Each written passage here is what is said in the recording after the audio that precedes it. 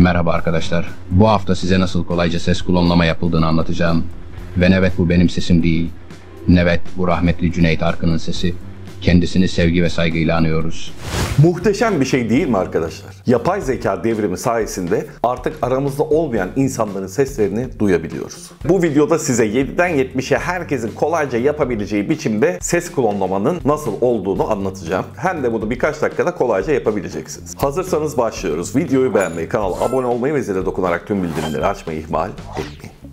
Bunu Minimax Audio ile yapacağız arkadaşlar. Çünkü en kolay kullanılabilen ve en hızlı çalışan ses klonlama platformlarından bir tanesi bu. Video açıklamasındaki linkten ulaşabilirsiniz ya da minimax.io/audio yazarak da ulaşabilirsiniz. Şimdi olay nasıl çalışıyor? Bakın burada bir sürü şey var ama aklınızı karıştırmasın. Biz burada voice klonu kullanacağız arkadaşlar. Ama öncelikle bir ses bulmalısınız. Mesela şimdi biz öncelikle rahmetli Barış Manço'yu bir iade edelim. Barış Manço'nun öncelikle sesi lazım arkadaşlar. Bunu Google'a Barış Manço işte konuşma, röportaj falan yazarsanız eski videoları çıkıyor YouTube'dan. Onu da daha sonra YouTube videosunu MP3'e döndürerek indirme siteleri var. Google'a yazarak bulabilirsiniz. Buradan sesini indiriyorsunuz arkadaşlar. Zaten o MP3'e çevirip indiriyorsunuz. Bir şey yapmıyorsunuz. Daha sonra onu buraya atarak kendi tekstinizi yazıp konuşturabilirsiniz. Şimdi hemen deneyelim. Ben ses kayıtlarını daha önce almıştım. Hazırda bekliyordu. Drop file var. İsterseniz buraya sürükleyip bırakabilirsiniz ya da dosyanın içinden seçebilirsiniz. Ben dosyanın içinden seçeceğim. Şöyle bir sesler dosyam vardı. Burada Barış Manço'nun temiz bir kaydı var.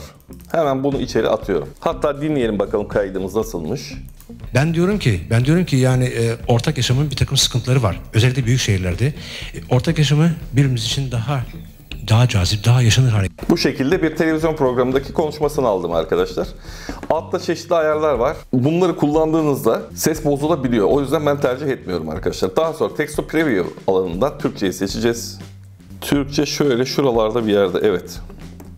Daha sonra şuradaki demo teksti siliyoruz ve kendi tekstimizi buraya yapıştırıyoruz. 300 karakter sınırı var bunda. Ve daha sonra generate diyoruz. Bakın burada voice slot remaining diyor. Bunun ne olduğunu birazdan anlayacaksınız arkadaşlar.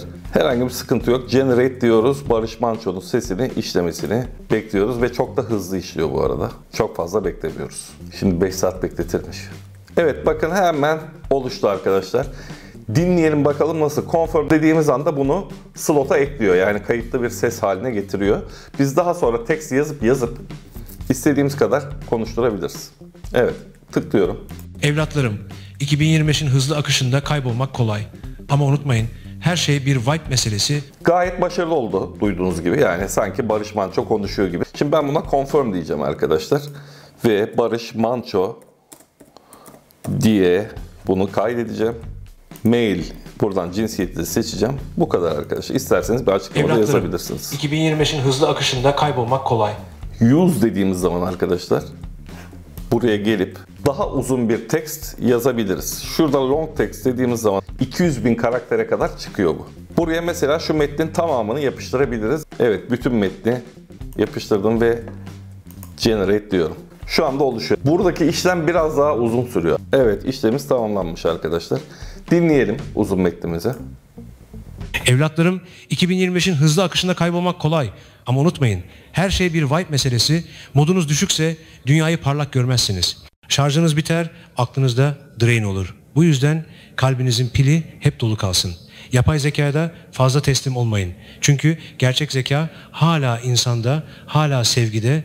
Trendlerin peşinden koşarken kendi frekansınızı kaybetmeyin. Storyler, reeller gelip geçer ama dostluklar, emekler ve içten bir selam hep kalıcıdır. Başkalarının onayına değil, kendi kalbinizin like'ına bakın. Yani kankalar, bu dünya bir oyun ama siz level atlarken vicdanınızı kaybetmeyin. Barış hep sizinle olsun. Barış abimizden yıllar sonra bir kere daha güzel bir nasihat dinledik. Çocukken de hep böyle harika nasihatlerini dinlerdik. Bizi gerçekten daha duyarlı, daha sevgi dolu ve daha sabırlı bir insan haline getirdi bu hayat görüşü. Evet, voice clone'la devam ediyoruz arkadaşlar. Şimdi sırada rahmetli Zeki Müren var. O da yine bize çok şey katan büyüklerimizden biriydi. Hem büyük bir sanatçı hem de iyi bir insandı ve herkes onu severdi. Yani olayı anladınız. Türkçeyi seçtik. Tamam, karakter sınırımız ses klonlamak için yeterli ve bir tane slot alanımız var. Generate diyoruz. Klonumuz hazır arkadaşlar. Hemen dinleyelim. Canım gençler. Bunu da arkadaşlar confirm yapacağız ve buraya Zeki Müren diye kaydedeceğiz. Ben uzun metni kesinlikle rahmetli Zeki Müren'in sesinden dinlemek istiyorum. Zeki Müren de bu çağın gençlerine bir nasihatte bulunacak. Şimdi geldik arkadaşlar. Buradaki teksti değiştireceğiz. Ve generate diyeceğiz arkadaşlar. Bu arada bu biraz daha uzun sürüyor. Bu arada peki sesi nereden indiriyoruz? Onu da göstereyim arkadaşlar. Şuradan bakın slotun üzerine gelip download dediğiniz zaman ses bilgisayarınıza iniyor ve artık MP3 olarak bunu kullanabilirsiniz. Evlatlarım, 2025'in hızlı akışında kaybolmak kolay. Ama unutmayın, her şey bir vibe meselesi. Evet, durum böyle. Bu arada arkadaşlar burada çeşitli modeller de var bu sesi klonlarken kullandığı. En iyisi Speech 2.5. Diğerleri %40 daha ucuz ama çok da böyle birebir değil. Speech 2.5 HD en iyi model. Zaten sonucu siz de görüyorsunuz. Duman ne yapıyorsun oğlum? Adam hızını alamadı, yeri yalamaya başladı ya. Yok böyle. İkinci daha uzun sürdü sanki ya. Evet arkadaşlar, Zeki Müren'in gençliğe hitabesi de hazır. Tıklıyorum. Canım gençler, ben Zeki Müren. Lütfen ekranların ışıklarını kendi ışığınızın önüne geçirmeyin. Stilinizi gerçek hayata taşıyın. Stil dediğin sadece giyimde değil, düşüncede de zarafettir. Kimin ne dediğine değil, siz nasıl hissettiğinize bakın. Şu hızlı çağda her şey anlık paylaşım olmuş. Oysa sanat ve stil, zarafet, sabır ister, incelik ister ve ışığınızın parıldamasını sağlar. Evet, yapay zeka şarkı da yazabilir ama o kalp sızlatan ton hala insandan çıkar. Ne olur özgüveninizi ve yeteneklerinizi algoritmaya teslim etmeyin. Cesur olmaktan ve güneş gibi parlamaktan korkmayın. Evet, rahmetli Zeki Müren'den de çok güzel bir nasihat dinledik arkadaşlar. Bunları ben ChatGPT'yi de oluşturdum ama öncesinde birer sanatçı dosyası yaptım ve onlara sanatçılarla ilgili bulabildiğim her türlü bilgiyi, işte bakış açılarını, hayatlarını falan ekledim. Ve daha sonra nasihat yazmasını istedim. O yüzden bu kadar tutarlı oldu. Benim çocukluğum onlarla geçtiği için çok iyi biliyorum. Bugün yaşasalardı aynen bunları söylerlerdi.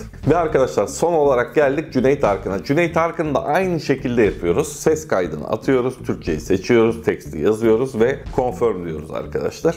Onun bende slotu hazır. Ama şimdi tekrar voice gelip burada bir ses daha oluşturmaya kalktığınızda size izin vermeyecek arkadaşlar. Çünkü bizim slot alanımız doldu. Slot alanımız nerede?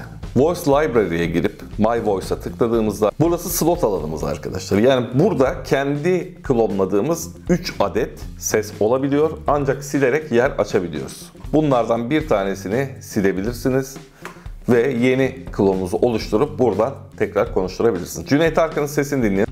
Sevgili çocuklarım, bu çağda savaşlar artık kılıçla değil klavyeyle veriliyor. Ama unutmayın, karakter hala en keskin silahtır.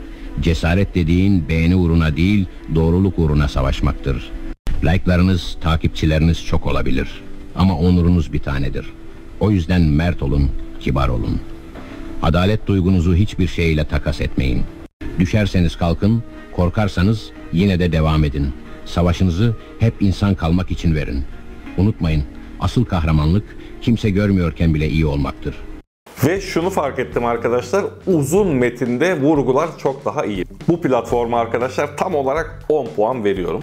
Evet, artık kendiniz buradan kolayca yapabilirsiniz. Fiyatlara bakalım. Fiyatlar nasıl? Upgrade kısmına giriyoruz. Arkadaşlar bunu ücretsiz olarak kullanabiliyorsunuz. Ücretsiz olarak size 10.000 kredi veriyor. Ve 12 dakikalık audio yapabiliyorsunuz. 40 farklı dil kullanabiliyorsunuz.